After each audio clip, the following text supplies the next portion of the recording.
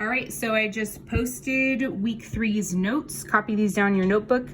There are essentially 4 different topics I'm going to be talking about in here, but the first 3 are really easy. First one, autoionization. What does auto mean? Spontaneous.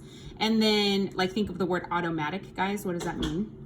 So if I'm saying autoionization, what do you think is happening to water here? Water can react with itself. So if I put just a beaker full of water, it can technically produce ions. Okay, they separate.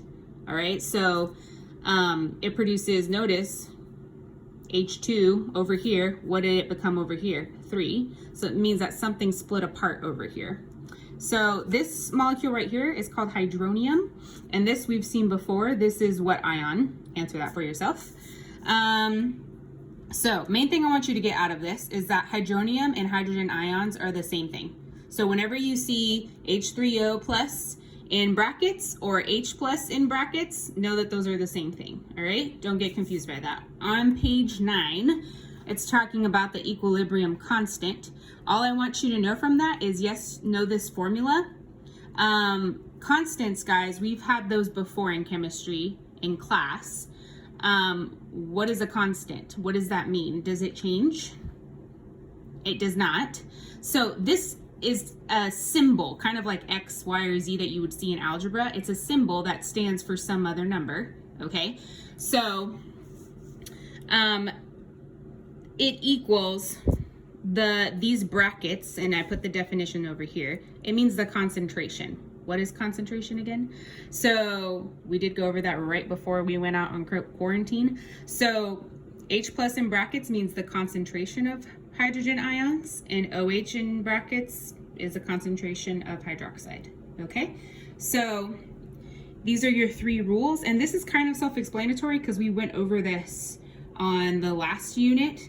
So if I have more, because remember the greater than sign, less than, equal to, if I have more hydrogen ions than hydroxide ions, what is the solution considered? Is it more acidic or basic? Remember, hydrogen ions, proton donor, acids, okay, acidic.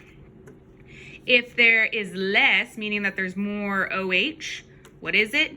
Basic. If they're equal, it would be considered neither or neutral, okay? That's it for that.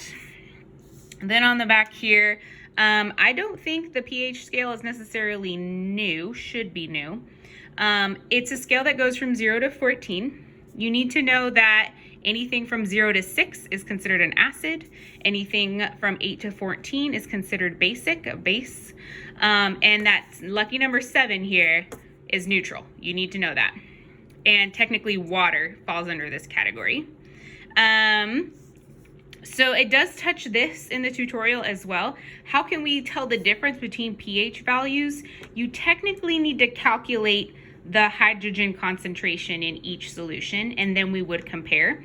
I will show you how to do that in another video, but a pretty simple way. If you have the pH number, so say I have the pH of 4, it's acidic.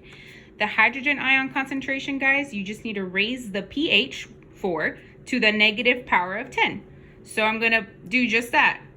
Raise it to the negative power of 10. 1 times 10 to the negative 4. Notice I have pH of 8 over here. That became, look, 10 to the negative power of 8. So 1 times 10 to the negative 8. So just notice that pattern there. It's actually really easy, okay? That's all I need you to know about that. Copy that in your notebook, and I'll show you how to calculate some things in another video.